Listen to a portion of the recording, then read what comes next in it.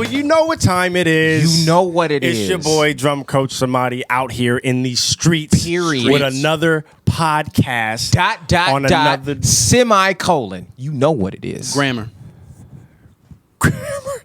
To the right of me, the guy who I hired and brought on to the app. Wait, hold on. Gracious, First of all, gracious sticks. First of all, we're not going to sit here and act like you're not wearing a Mino Yancey hat.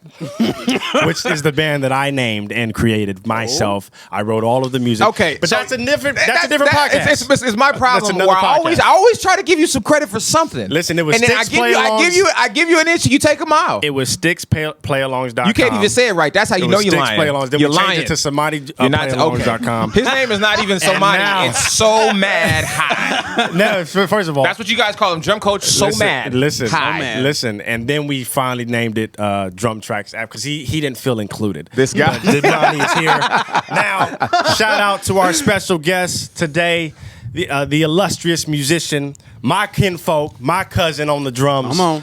Anthony Ty Johnson. Give it up for the guy, the incredible, illustrious Jazzer as well. More adjectives. Keep coming. More, What's your handle, actually? What's my Anthony_Ty_Johnson. Cool. It's on the screen. Follow him on Instagram. Yep. Because you know what it is. Go ahead and we're thanking the sponsors, DrumTrax app. You know what it is. Download the app. You know what it is. Stop. No. We got to get to the podcast. Shift. I said shift. I didn't say because this is a family show. It's a family show. Yeah. Download the app. We got videos on there. We got workouts. We got camps featuring Eric Moore. Even other camps will be uploaded there. Everything's on the app. All videos, and the all update, tracks. if by the time this podcast come out, the update should be out, at least on Android. It's coming on iTunes as well. 300 plus videos is on there. Everybody, listen. It's a whole other thing. Come on now. Get it. The tracks are still free to stream 100%. There are subscriptions on the app. You can subscribe. We can download a bunch of stuff and have a good time on the app. However, for those of you guys who just want to stream tracks, it's still free. It's still free. Free 99. All right, so let's get because into you know what it is. You know. Our guest. Before I ask my question to my guests, would you like to give them a little bit of your background? Yeah, man. Little background. As being a musician. Whatever you want, however you want to. Whatever I want. How would you introduce yourself? Introduce myself. Well, the real story is I was terrible at the drums. I sucked at the drums. I couldn't even play a double stroke roll, to be honest with you. You know, that's funny. Don't you do it. Don't you do it. I know where he's going with it. No, I'm just saying it's funny because it sounds very familiar to a story that I've also heard from someone in your family, apparently. Hey, bro. Hey, bro. When I first met him, it was like he didn't say these things. He was just living out your experience. But go ahead. I'm going to let you finish. I'm going to let you finish. What I was going to say was... It's a family show. Cute, bro. Cute. Okay? I couldn't do anything, and then my gracious drum teacher to my left in the Mino Yancey hat taught me everything that I know. All right. All right. He's like the Yoda of our community. Really, Jeez. What school did you go to? What school? Well, I started at American River College, and I go to Cal Arts, which he wrote me a nice letter, and they actually they accepted me because of his recommendation. Okay, all right, here we go. The gas is real. Well, I will send you your paycheck in the mail. It's on its way. There you go. Yeah. How many years did you study at Cal Arts? Are you still studying at Cal Arts? Yeah, I'm on my last semester. I've been there for a year and a half. So this is at the end of this year. It'll be 2 years. That's a studying 2-year with program. Joe LaBarbera. He's the man. He was the last drummer with Bill Evans. So I gotta. I gotta deal with that going in every week and plan. But yeah, it's awesome. Going to school, trying to get better. Okay. The huge. The huge. Add that to the list of vocab. Wow. Well, my question has to do with your jazz side. You grew up. Did you grow up playing jazz first? Was that your first genre? What was the first? I'm an R&B baby. To be very honest with you. Okay. Like the loofah, what we were talking about earlier. Yeah. Off camera. Off camera. That stays off camera. You have to pay to get. That's not free streaming. Yeah. You have to pay for that. You got to pay for video. that one. Yeah, for sure. But like my parents had Luther, Mary J. Blige, Michael Jackson's, all those. Whitney. What do you think of Michael Jackson singing? Yeah. Let's talk about it. Let's talk about 24-inch bass drum. Listen, what do you think of Michael Jackson singing? Quickly, because we got to get back to him. You're right. No, it's quick. My answer's quick. I know what he's going to say. Okay. That's literally 3 words. Okay. He's a legend. Yeah. But yeah. Yeah. Okay. But yeah, so I didn't start playing jazz until middle school, just because that's what was available to play drum set with. If you Right. didn't do the jazz stuff, Marching band. Yeah, marching band and concert band, which I did that because I didn't have a life and I love drums. So I decided to play as much as possible. However, I started jazz in middle school.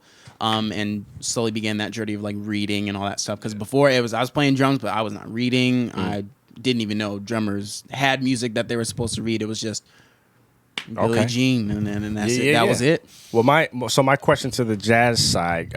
So from middle school on, jazz, and you're in your 20s now, so that's a healthy amount of years of playing jazz for sure.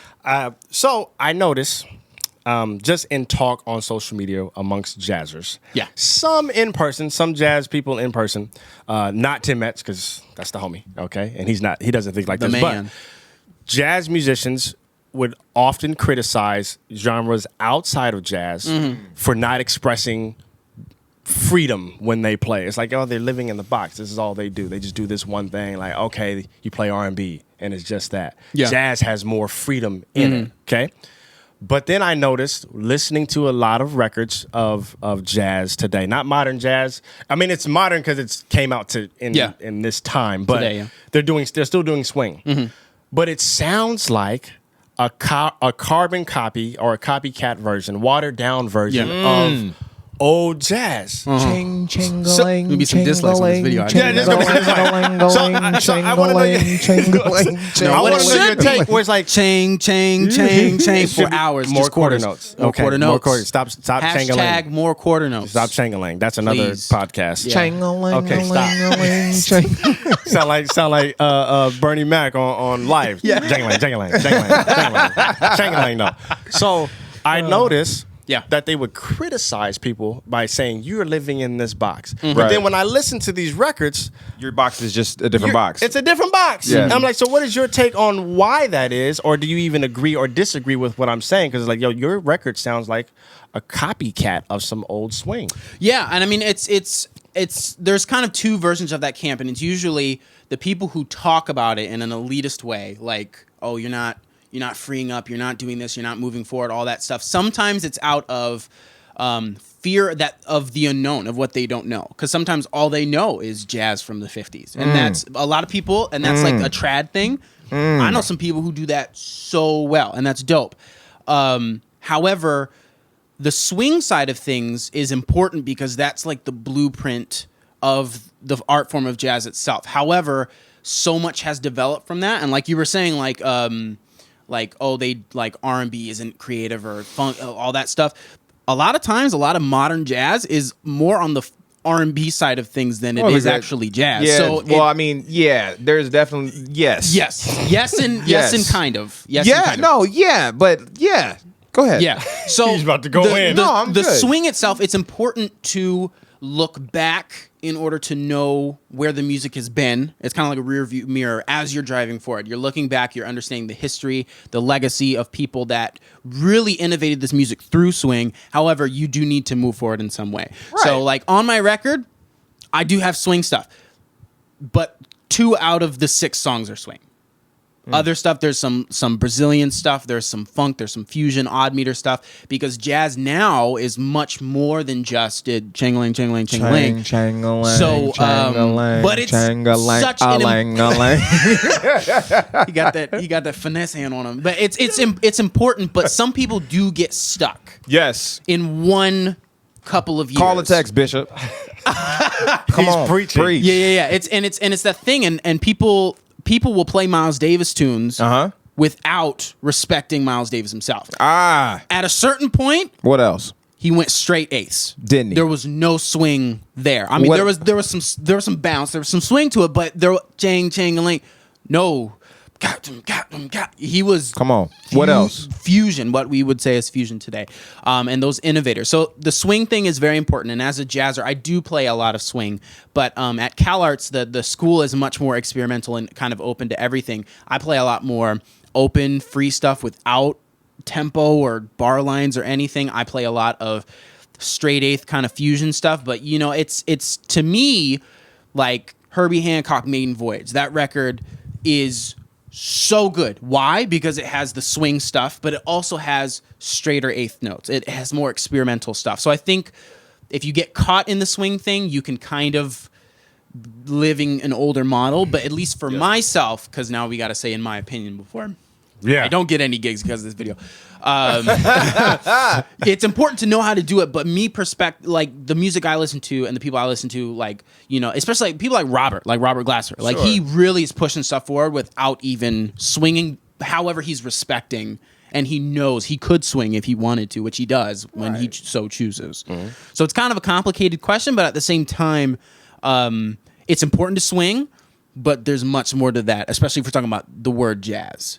You know, especially because the roots of jazz did not come from swinging music. It came from African music. Come on. See? Listen. Right? Keep Fire going. up that organ. Right. There's one sitting right there. Because we're preaching not kidding. And that's the other cool thing about Cal Arts is that I got to study African music. Come on. And you cannot believe how complex and how different it is. And how I have one teacher that says it's this way. And then a teacher from another village a couple of miles says, actually, it's this way. It's a little bit. So jazz as an art form is supposed to be different for anyone you ask because we've all had different experience. Jazz is social music. If it's social music, I don't understand some things that older players understand. So when they play something specific, there's a maturity there that I don't necessarily have. We call yet. that seasoning. Seasoning. Bishop, I feel my help. Yes, First of all, he's just actually talking, having conversation. You went into your preacher voice. It's okay. It's okay. It's okay to give a little praise. To give a little praise. I don't know about you, but I feel he feels my help. Come on. Listen, Well, something's happening in this place, Okay, Bishop. okay. Give your response, please. Give your response to everything. He did it twice because he didn't catch the first one. He said one more time because he didn't catch the first one. I will. I will get your attention. I will get. Hey, bro, that was good. Yes, that was terrible. That was terrible. Oh, man. We got to stop this nonsense. Yo. Yeah, they're like, man, I mean, church was an upbringing. It's part of my upbringing, but God dog it. We got to stop this nonsense, family. Jeez. Oh, man. Will you give your response? The people are waiting on you to respond to what was said, not to respond to the holler. Shit, this is not going to. Jesus Christ. Oh, man, and I didn't even get to see his face when he did it. But that was good. Okay. All right. No, real talk. I agree 1,000. I agree 1,000% with everything that you're saying. It's not this or that. It's this and that. Yep. And exactly. We were just talking about it a little bit off camera, though. It was the idea that we read in the Miles Davis biography, right? Yep. And there's always, I've said this in another podcast, but that section of the book where he talked about like in the 70s when he went into a jazz club and he heard everybody playing bird licks or dizzy licks and it just made him sick. And I was reading that book and I literally put the book down, looked up at the wall because I was in my room and I was like, but I'm still trying to play those licks. Yeah. I can't even play those right now. That's what I'm trying to learn how to do. And you're telling me that 40 years ago, it was bad. Yeah. Like 40 years ago, it was like, what are you guys doing? Why aren't you trying to push this thing forward? Why are you doing what we were doing 30 years before that? You know what I'm saying? Yeah. It started in the 40s. For sure. And that to me, it like lit a light bulb in my head about music in general and how nothing is supposed to stay the same. And I would buck back against the idea of jazz people saying like funk and R&B and stuff is not creative music. Like somebody had to make it up. And it came from, It's true. Like it had to be created. Like when funk happened at the time, it was a creative thing. When R&B happened and as all these things evolved, now it's like, okay. Well, my statement, the conversation I saw wasn't they weren't creative. It was they're not as free. Oh, It's okay. like once they created it, it's now just that. Yeah, so I agree that when you're playing funk music, it is a thing and it is not as free as jazz. But that's the purpose of that music, though. And that just because it's not as free doesn't mean it has less value, right? It has a purpose and it has a thing. Jazz has its thing. Jazz music, like for a while, I think I was watching a documentary on Netflix, and I got to remember what this one was. But it was documenting jazz era and things of that nature. And it was talking about how one of the guys who was interviewed said something like jazz started losing its popularity when it wasn't danceable anymore. Like when, because at first swing music was like the music that people danced to in the swing clubs, and then it became less danceable, and that's why it started to lose its popularity. That doesn't mean that jazz, to me, didn't have less value. It actually had a lot more value for me, like harmonically, melodically, and the things that were happening in that way. But to speaking to the other genres that came after it, and the things that came out of it, I wouldn't say that they're not creative. Like there's just definitely some amazing stuff. Like funk there's some amazing things that happen there. R&B, there's some amazing things that happen there. But I just don't like when somebody says it's this and only this. Yeah. I usually, if I'm having a conversation with anybody about it, or if people are asking about should it be this or should it be that music, it's like anything, a complete vocabulary and a complete language comes out of multiple sources. Sure. You know, it's like a rhythmic perspective, right? So if we look at rhythm as a language, you have the complete rhythmic language is probably in the middle of all these different cultures of languages. Sure. In our system, we don't teach our kids how to play odd groupings and like just destroy in 15, 16 through tabla when they're 7. Kids in India will light you up in 17 just because that's their language. And it's like it's the same thing about music, is that a complete understanding and a complete openness into music will not only change your musicianship, but it will change the way that you see other music, just because there's lines directing to all this music, right? So like rock and roll back in the day, that came from swing. There's videos of Papa Joe Jones playing with Chuck Berry. That's a jazzer playing rock, you know? So it's not that far away from it. And also, sometimes when people get a little mouthy about other genres, it's because they can't play them very well. Talk about it. I've seen a jazz player who can swing the freaking roof off of a building, right? Mm-hmm. You want them to...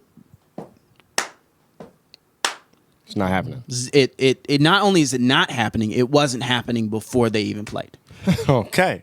Well, which is not like digging at anybody, but before you, it is. It's digging. Before, okay, whatever. We'll just get into it. I heard someone do that though. I've heard it flipped around too. I've heard someone also that groove, and then when they tried to swing, it's just not happening. It was, hey, are you okay? It was. Chang changalang changalang changalang alang. You gotta stop this nonsense. I mean, it's that it goes back to that saying, or we talked about it on a previous podcast way back. But you can be playing all the right notes and be incorrect. Wrong. You're just wrong. Well, it's just very different, you know. Like swing, like those old swing records, they don't have a metronome. Are you kidding? Like so, sometimes you will listen to the head, to the top of the tune, and then fast forward to the end. They are at a different zip code. Listen, all you have to do is show up to a Mino Yancey gig every once in a while.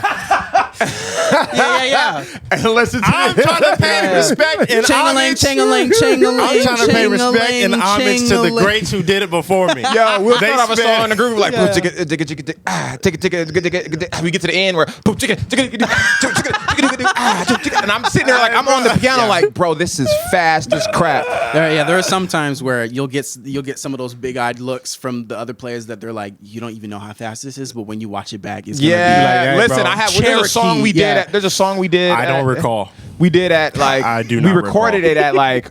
Let's say I'm gonna just throw out. We recorded it at around 130 or something, 135 BPM. I have a video of us doing it around 200. I do not recall, and it wasn't any of our faults. It was not my fault. I don't recall.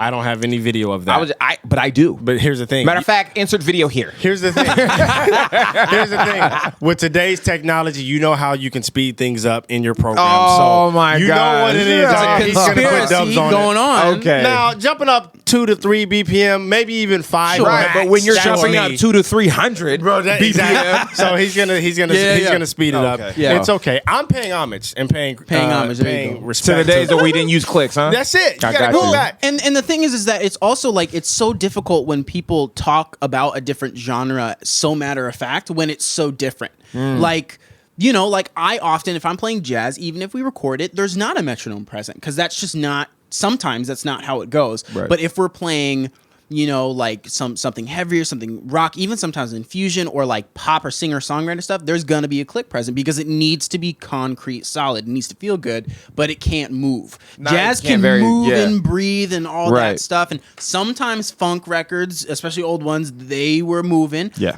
But it's just so different sometimes when it's like, oh, that's not as creative. There is something creative about being able to stay in the pocket, play all those really complex fills, but yet be in time. Like Devin Six Taylor. My word, is that dude a clock. He will do some of the craziest, like, crossover, all these crazy chops, just metronomically solid. And sometimes when a jazzer will take a solo, won't be like that, but that's okay. I felt like that's why everybody in the old solos always stopped playing and let the drummer do bam. Now we're back at the end. At the end of the solo, because the drummer didn't know the form. That's why they lay out. Oh, we can get into that if you want, because jazzers. He's just saying all he's doing is chang going. No, chang, if you don't gotta know the form, right? Explain the form, please. This guy with form. the chang. I know what the form is. But for the drummers out there, for the drummers out there, when we play in jazz, when we play jazz standards or any type of thing, there's a song form that the melody goes over, meaning like So What by Miles Davis is an AABA form, 32 bars, right? So when people solo over it, they're soloing over those chords and over that form. When a drummer gets a solo, the drummer needs to do the same thing. Not should. Come on. Needs. Talk about it. Why? Because it's important for the drummer to be just as musical. Right? Right. Mm-hmm. You should maybe even know the chord changes. Wow. Just so when the turnaround happens, you know that it's the turnaround. Or you can hear 2-5-1, right? These drummers are not multi-instruments like you guys. No. You guys play more than one instrument. I do not play piano. Okay. I don't. But here's the thing. Do you know how to play chords on the piano? Sure. Do you know how to hear what a 2-5-1 is? Yes. Okay, so then you... Okay, sure. Well, I don't play well, but I can get around. I understand what you're saying, though. But I actually think, though, after his last rant, that he may not have grown up in a black church, but there's something deep down on the inside, Bishop, that it may reach back on his father's side. I'm done. But I'm done. No, but this, and okay, I'll clarify. Speaking in the jazz, if we're playing jazz, you have to play over a form, and so when I solo over a song form, I solo over the form. Yeah, and sometimes I'll get back to the top of the song and nobody's playing. I'd be like, you weren't counting because you assumed that I was going to play out of time and just get 1, 2, bam, and count you on. I'm like, no, homie, just like you. There's a Max Roach record in the 60s where the band kept going. They comped for him as if he was a horn, while he was soloing. So I actually like that better. Yeah, I think it's sick. I love it. I mean, I do appreciate the open freedom that I get. Yeah. And even in my band, we have a section on one of the songs where it's just me. Of course. But I love having a conversation. And there's one song we do where there was no conversation. Well, the bass player and him, they would just play the chords. And I said on one gig, I said, hey, can you do like a melodic solo underneath? I'm playing a lot of fast stuff, and his solo was on it was a lead sound. Yeah. Synth lead, I believe. I don't remember if it was synthesizer lead. And he was playing slower notes, which was contrast, but it fit together. For sure. With and he's moving in the rhythm of da da da ba da da ba ba, but I'm and I was like, yo, that I love having that type of conversation. See, but and that to me speaks to the freedom you have in your mind to come up with creative ideas like that. Most of us were taught structurally that, well, when the drummer's doing his solo, we stay out of the way and we just hit on the one, because that's when and whenever anyone else is doing anything in music, you stay out of the way. And there's time for that. There's time for that. My problem is there's in the teaching world, there is just no nuance. Yes. It's all black and white. And I'm like, yo, this is music. Everything is gray. What are you talking about? Right. There is a time to do this, but it's not wrong. We're just talking about times. It's not wrong to play chops. It's not wrong to play groove. It's not wrong to swing. It's not wrong to play straight eighth. It's just when and where. If it's serving the music. And so how do you determine if it's serving the music? Try it and see if it serves the music. And if stop thinking. There you go. Come on. Listen, I'm going to let you go. Because I feel like the anointing is on you right now, Bishop. The anointing. Divine anointing, right? So that sounds like, because you touched on it a little bit earlier, and he just hit a point where I think you guys hit the same topic as far as it's the teacher's problem. It's teaching. The teaching is the issue. Do you think that we talked a little bit about teaching, bad teaching and all of that with Devin on a previous podcast? Yeah. Do you think it's because the teacher was taught this way and he doesn't know any better, or they're just stuck because they want to be stuck? They value something and go, this is how it's done. This is great to me. And it should be great to you. The teacher saying this to the student? The teacher. Oh, that's one of the biggest problems in education. It just not even music education, but just education in general, is regurgitation of the same material. The anointing is here. Glory. I felt Glory. something, Bishop. Come on now. Glory. So meaning, when you get a student, when you look at a student, you have to serve what the student needs. Of course, a student might say, I don't want to do, I don't see the point. You're going to have to tell them there are things that you need to learn, because I have been down the road already and I know I still need this. However, you can't force a student to learn something that's important to you just because it's important to you. Mm-hmm. Not only because that's not a good way to teach, but also the era of music, most of the time, from teachers to students, is completely different. Facts. And I think also it's really important for students to get multiple sources of perspective. Mm-hmm. Absolutely. I saw a post yesterday on Instagram, a piano player that I follow who's really dope, and he has students. He does his records and everything too. But he has students, and he was saying that he said, I tell my students to find other teachers or other mentors or other people to get musical perspective from other than just mine. Yeah. Because there's more approaches to this than just mine. For sure. And he can't really share authentically everyone's approach. Mm-hmm. He could share his approach, but somebody else's approach may be different and the process may be different. It's like, it's really important that you have multiple influences and multiple mentors and multiple perspectives to help you form a well-rounded one. Mm-hmm. How many people could you guys say, each of you, that you guys have studied under as far as having that perspective?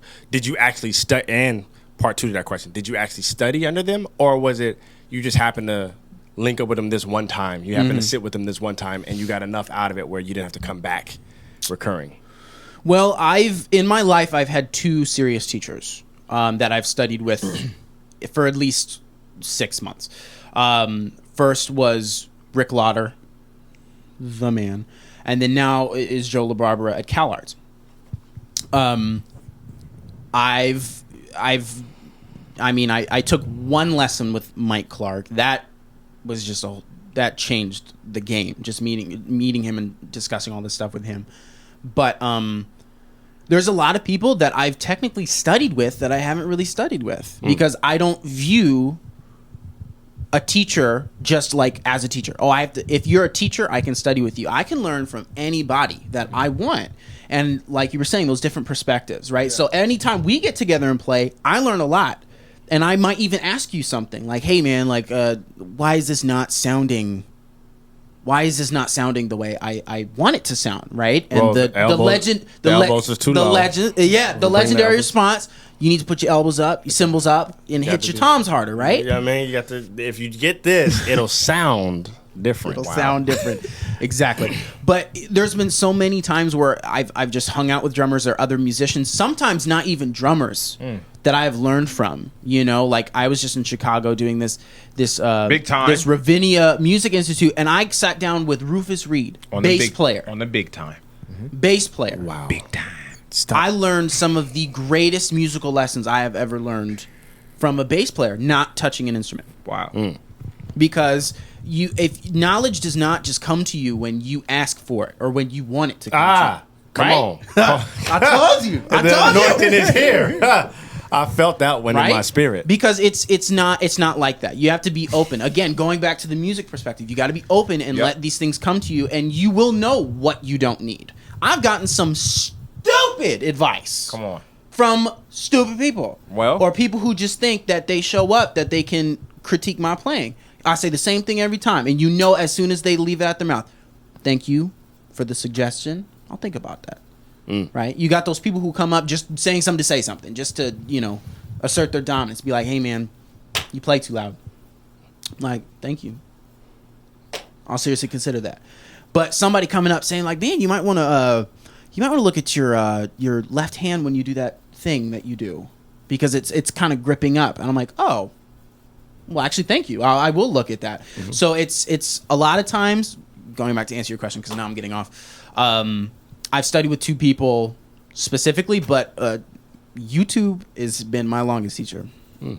Man, your take. We got Uncle Reg. Don't you disrespect Uncle Reg. What are you sat talking under about? Uncle Reg. Are we talking about drums here? No, I said for both of you. I said, how many people have you guys But are we studied? talking about drums? No, I think just Music. general. Music. Oh, okay. Perspective. How many people have you sat under? Yeah. Uncle Reg. Reggie Graham for sure. You okay? Put some respect on his on name. the gram. Top 5. Come on. First of all, He's top 5, dead or alive. First of all, He is top 5 in your book. You better tell the truth. Call a text, Bishop. Preach. listen, I don't understand where you're coming from Don't with you this disrespect with this Uncle whole. Reg. Don't you disrespect? Uncle Reg. We see you. Respect thine No, elders. off Come top. on. I studied music at first with no one as far as like a traditional teacher. I have not had that until I got to City College when I was 18, and I took the jazz improv class, and then I was learning jazz concepts on the piano from Reggie Graham. That is what happened. And then but I took the theory classes there with Rob Nabel and all that at City College as well at the same time. Before that, I had never had any lessons or any type of training at all. And then after that, nothing. So for me, even on the drums, I've never had a teacher. The way that I learned was the way that this guy. The way that I learned is the way that most people around me learned. Yeah. And that was from listening. Yeah. And trying to repeat what you heard. Mm-hmm. And I met Eric Moore when I was 13-ish, 13, 14, around that time. Yeah. And first time I saw him playing drums, I was like literally sitting right there, watching him play. Mm-hmm. And so you just learn from watching, from being around. Yeah. And you go home and you try to play the stuff that you're hearing. And that was it. I mean, every now and then Eric would hear me play and be like, bro, don't do that. Yeah. Like it wouldn't even like, yo, bro, that didn't sound good. Mm-hmm. And that's it. Like, it wasn't like, this is the sticking. And the right, left, right, kick with the ba-bam. Like, we didn't learn that way. Ba-bam. Well, you do know, as a side note, in today's society, if you tell someone that it don't sound good, you are degrading them. You are bashing their skill level. You're bullying them. You're bullying, especially in social media. We actually can't be truthfully honest. I can say it in the podcast, but I can't point anybody out. I can say, hey, some people play licks that I taught on Drum Field Friday. It ain't the lick, bro. It don't sound good. But I have to say some people, just like earlier you alluded to, you have to say my opinion. Because people get offended. You're like, hey, bro, that don't sound good. But someone telling you that is more beneficial than me just saying, hey, fire, bro, keep at it. Like, it's more beneficial to say, hey, that wasn't it, family. It's cool. Delete that video. Do it again. You know what they should say? Thank you. Is this better? Right? Because it's not like we're expecting anyone to take advice from anybody. But if it's someone, if you taught the lick yourself, so why aren't you, out of all people, allowed to say, like, hey, man, fix that, please? Yeah, that was terrible. Also, really what's bad. wrong with that? We did I a wait for contest. people to tell me that I'm bad. When they say I'm good, Don't do it. when they say I'm good, I'm like, you're lying. Yeah. You're fact. fooling. Yeah. Say something. I need something to go home with. Yeah. So because in order for me to get better, I need to I don't even care about that anymore. Yeah, like, and when I was growing up, it was almost like, yo, you want to play here, you must get better. So go home and figure that out. Yeah. And that's what we had to do. You have to be. If I wanted, like, I remember. What? They didn't write. Eric didn't give you sticking? Right, left, right, kick. No. Did he bro. send you the PDF over email? No, sir. It's not the way it worked. Yeah. The way it worked was, bruh, like, come on, bruh, like, when you go around it, like, finish it all the way around it. You're not going. All right, bro. Whatever. This is. Yeah. Y'all don't want to practice. That's it. That was it. Bro, and then you just no PDFs. No, none of No that. PDFs. Like, I remember the first. Like, remember the shed roll that I taught on that Drumfield Friday? Oh yeah. The Paradiddle. Inverted paradiddle. Right. I had no idea. I had no idea that it was an inverted paradiddle for like 6 years. But here's the thing. All I knew was when I'm in the shed, these guys are doing this thing on the snare as they're going around the toms, right? The snare is kind of keeping the whole lick floating. And every time I say ha when I'm singing the lick, that's the snare. Yep. Just rolls, doubles, diddles, however. I just went home and was like, I can't do that. My licks are all broken up. I can't keep the snare thing going. How do I figure out how to do that? So I went home and I just figured it out. Yeah. I didn't know what sticking they were using. I didn't even ask what sticking they were using because that's just not how we learned. Yeah. You just heard it and you're trying to duplicate what you heard. However that happens. But I think in today's climate of learning drums, that was a nice element, nice word to. Yeah, in today's climate of learning drums, nobody wants to persevere. Through the hard part of they just want it given to them. And you know what? I understand why. Because that's what they were born into. The information is all there. And I'm not saying that it's a bad thing that the information is all there. It's good that the information is there. It's bad because you can't grow out of that. If I give you the fish, right? And I don't teach you how to fish, you'll never catch a fish on your own. Right, but I understand that, and that's why we are doing what we're doing with the workouts and the practice routines and the things that we're putting together and putting out there. It's different from what everyone else is doing because the sticking stuff can only get you so far. Yeah. I may be able to teach someone. I should have never started Drum for Friday, bro. You regret it? Why do you regret Drum for Friday? Hey man, do you have the PDF? Can you send that to me? Bro, at drummerguy86@yahoo.com. I'm done. That is it. And then they'll do it again after you don't answer. Drummer or guy on a different video. Drummer guy 86. No, bro. Anytime I refer to anyone on social media now, I'm like, yo, and you're over here upset because Drummer Guy 86. Drummer Guy 86 said, "Hey man, I don't understand. I only read music." Because I'm a professional musician, so could you send me a PDF? God! First of all, listen, this whole podcast is gonna be one long rant because he keeps pushing my buttons, bro. You should at least break it up, like a part 1 and then release part 2. At least I know what to say to keep things going. Also, before we move on, maybe you're just not ready yet. We assume that you need to understand it this very moment. Yeah. You don't. Wow. There are some things that you will not get. Come on. There are records that I have turned on when I was like 17. I told you something was happening in this place, Bishop. Yeah. First time I heard like the Bad Plus, I was like, oh. Yeah. It's kind of like when you went back to Maurice Fitzgerald. Yes. And I went back 4 years later. This guy, I turned on the same Bad Plus record and I said, this is some of the most genius stuff I've ever heard. Period. Why? Because the musical information I learned in that 4 years in between matured me to be able to be finally ready. Come on, Bishop. Okay, listen. You gotta get ready. Come on. Okay. And sometimes you gotta take a little bit of time. Yes, you might sir. not be able to get the inverted paradiddle. Come on. Yes, sir. You hear me? All right, yes, sir. I say it again. Okay. Listen, he's preaching. Listen. You're going to give your final thought. Time out. And we're going to end this podcast.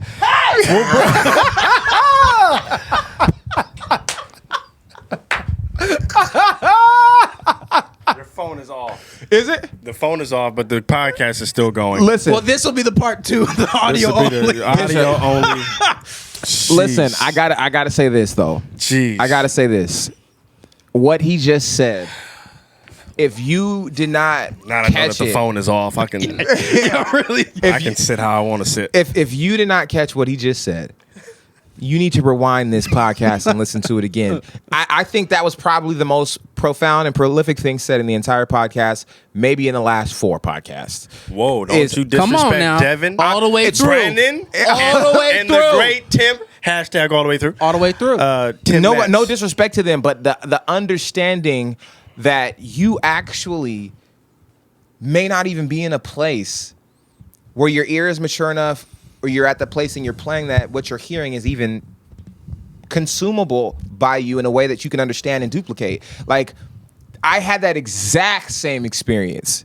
And it literally, like, I remember sitting down for hours trying to pick something out of a record and literally came back to it 2 years later. Yes, sir. Like, a whole I took 2 whole trips around the sun. Yep. And then after that, I listened to it and it just clicked and I had it. And I was like, oh, that's what this is. But it was like for the life of me, it was like looking for a penny in a black room where there was no lights. And then all of a sudden the light came on. But it was the process of the things that happened. So listen, at the end of the day, I hope that's super encouraging, because for anyone who's struggling with what they're trying to learn, give it time, bro. Yeah. Be patient. And if you have that moment, know that you grew. Period. I can say I can attest to what you guys just said, because one of the records for me was Spider Walk with Ronald Bruner Jr. on drums. It was on the Pro Mark compilation album. Yeah. But Is that the one in 9? The one in 9. Yeah. It actually comes from actual record called Young Jazz Giants. Where they was all like 20. That's a fire record. And so I heard that on the Pro Mark situation back in 2008, 7, 8, 9, whatever it was. And now when I listen to it, I go, right? I'm still not good enough to play as fast as he did. I'm still trying to catch him. But aren't we all? back then, I was just, flabbergasted. Not just the solo part, but his freedom in the groove. Yeah. The ride pattern, ding, ding, ding, ding, ding, ding, ding, and then what the left foot is doing and the right foot's doing and the snare and the diddles. And at the time, it just sounded like, Now I can hear the intricacies of what he's playing, and I'm like, yo, it took me 10 years to be able to hear it. It's probably gonna take me another 10 to be able to play it. Yeah. But now I can hear, and it's much more better because of what I've been able to gain as far as knowledge and information and maturity in music to even understand what's going on. But of course, at the time, I still respected it. I still thought it was killing. You knew it was dope. You just didn't know why. 2000. I have video of myself in 2007 and 2008. It He wasn't needs to burn those tapes. I'm not gonna lie to you. Bro, His email address was drumguy. At Yahoo. Yahoo. Not even Gmail. Yahoo. No. AOL. Hotmail.com. Wow. You know what it is. So yes, I had the same thing. There's other records as well, but even listening to his solo on that, I'm like, yo. The intro, it was single strokes. Yeah. I'm like, yo, I get it now. I thought it was doubles back then, but now I can. How? I guess listening to it now, I was like, how did you think that was doubles? Well, back then, I come on. Bro. You just because what you thought was The secret there's of no double, way. There's no way you can do it that fast. Also, it's kind of like an unspoken rule that doubles, if you do that, it's kind of like you shouldn't do that. So like. Everybody's looking at you like, really? Yeah, like you did a double stroke roll Around from the toms? snare to around the toms. Like, so you probably didn't know that yet. Yeah, There's like that moment where you figured out, you're like, oh. He was just thinking of some shortcuts reason of things that he could do. Yeah, like of course, but still. And even that was trash back then. Hey, There are records now that I still don't get. No. That's Some Tigran Hamasayan. Yes. Is that how you say his last name? Dude, I just figured out something from that the other day. I transcribed it out because I was like, what is that? And I realized that it only worked one way. It was like 3 different rates. Like it was a crazy polyrhythm thing. And so I wrote it out in 5 because I was like, First of all, Tigran Hamasayan, you need to stop. Okay? It's too much. Yeah. But I can't take it. It's also, amazing, and I can't take it. It was so great to be like, no, there's actually only one way to do that. Right. There's like not with polyrhythms, you can usually do it from a different perspective or whatever because it's more than one going on. But like, no, it was like there's one way to do it. And like I can listen to him all day. It's ridiculous. That's why I Who's the said guy on Nate the Wood. record? Nate Wood. Nate Wood. Is that the guy? He plays Nate bass. No, Wood. Nate Smith is the No, I'm saying that who's the drummer on that record? Nate Wood. Nate Wood. Okay. And he plays some of the craziest stuff. Yeah, I mean, like ridiculous. Have you heard him on bass? Yeah. He's You heard him bass at the I same never heard time. him on bass. Bass and drums. Bass, drums, singing, keyboard. That record is insane. He has a record out by himself. by himself, Nate doing Wood it at the same time. Yeah. He has videos to match, so it's like almost like proof. I have to go see. I have to. Yeah. Yep. It's called Exit, x.it. Wow. There was one video I sent you with Nate Wood. I can't remember if he was on bass or on. I think he was on drums with Tigran. One video. Yeah. That was the one where you probably don't remember years ago. Where you was like, why does it look like he works at a hardware store, but he's killing? You know what I mean, like, he looks like Uncle Bob, from the hardware store, and he's over there murdering right now. Yeah. And I think he was on drums, but he plays. He plays multiple. Yeah, instruments. he Definitely look like your 7th 6th period history teacher. Yeah, I saw him on bass live one time with Mark Giuliano on drums, and that was probably the craziest combination I've ever heard. He is a fool on that bass. Yeah, he is insane, he's really good. and it was crazy to see him be that good at drums and also on bass. That type of thing is unfair. Like, It's like it watching really Dana is. Hawkins. It makes me. You're just upset. like when you watch Yeah. Dana Hawkins, you're like, Dana, bro, yeah. you have no business being that good. You have Yeah. no business. Yeah. And I want you to stop being on Instagram, killing them on the bass like that, and looking at the camera like it's nothing. Like, Yeah, it's yeah. not. Remember the old YouTube? I'm offended. Dana doing warm ups. Yeah. When he had long hair and he was just. I seen him at NAMM one time on bass, like killing, like it was like it just. I was sitting there like, bro, I'm going to the drum department, bro. Yeah. I'm not gonna sit here. I'm not gonna Watch sit you here disrespect and watch me you like just murder all the bass players who are around here when you're a drummer And then he'll get on the drums and murder and all the drummers that are around. Like, you know what? It's Yo. cool, bro. They see some people when you don't follow. Yeah, we got to go. But when you don't follow the person's full journey, or for whatever reason, you don't have to. But when you don't follow a full journey, you think they're this one thing because you see Right. them this one time. Mark Jules, Nate Wood. Nate Wood, yeah. Nate Smith Yeah. as well, and Dana Hawkins. You'll see these drummers play a lot of slow stuff, right? And you'll think, oh, that's pretty much all they guys like. Nah, they can blaze. But then also you have to understand the complexity of the slow stuff. Yeah. Sometimes they're playing this weird polyrhythmic thing that you don't understand because you just don't know that, it's actually a 17-bar phrase. Yeah. And very hard to memorize. And the fact that this guy is over there doing it comfortably, you're thinking, oh, he's ta-ta, ba-dee, da-da, da-da.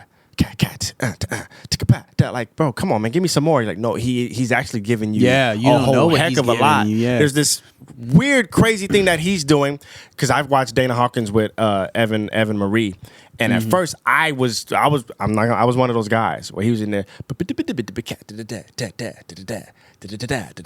for like 5 minutes. Yeah. And then you woke up one night. I woke up like, wait a minute. Yeah. There's something there. I may not play a 5-minute solo like that, but there's something I can pull from that. Like, that's actually that's complex. Yep. But of course, the untrained ear, you just hear a bunch of slow da da da da da da da da da, and then you watch his face. I'm like, bro, I know the real Dana. I know I know that Dana Hawkins, which he still has that, and so. If you have that maturity as far as being able to hear some of that slower stuff, it's like even listening to the difference between Art Tatum and Thelonious Monk. Yep. They're both great in their own right, and Thelonious is a little bit slower, but if you learn those actual melodies underneath the chords, what he was like, trying to do. what he's trying to do, you're like, oh, Yeah. yo, there's some complexity Because he there. was a heavy cat. They asked him, he's like, why are you hitting those two notes, like the half steps, the two notes at the same time? He's like, I'm trying to get the one in between. Yeah. Which is just like, you realize he's trying to do that, and you're like, dude, what? Yeah. What he just passed? He's trying to get notes that aren't on the keyboard now. Yeah. Which is just crazy to think about. Yeah. Right. They're there though. But Yeah. we're going to end this podcast because we can do this all day. We can All go. day. It's way too One day easy. we'll get the day. camera working. Listen. You got a new phone, New phone. and your camera New still phone, don't who work. it is? It ain't my fault. I bet you the battery died because the phone is just It off. ain't my fault. Good people, You for know those what of it you who is. are still listening, Hashtag all the way through. We All appreciate the y'all. way through.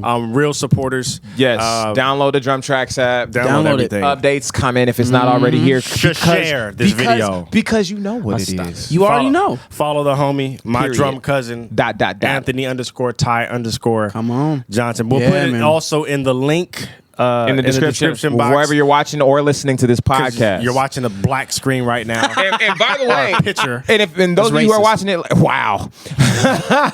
By the way, if you're watching this on YouTube, man, please leave a comment, subscribe the whole nine. But if you listen to this on the podcast, hit the subscribe button. Leave us a review on iTunes or wherever you are listening to this podcast. All right, it helps. So, all right, fam. Do it.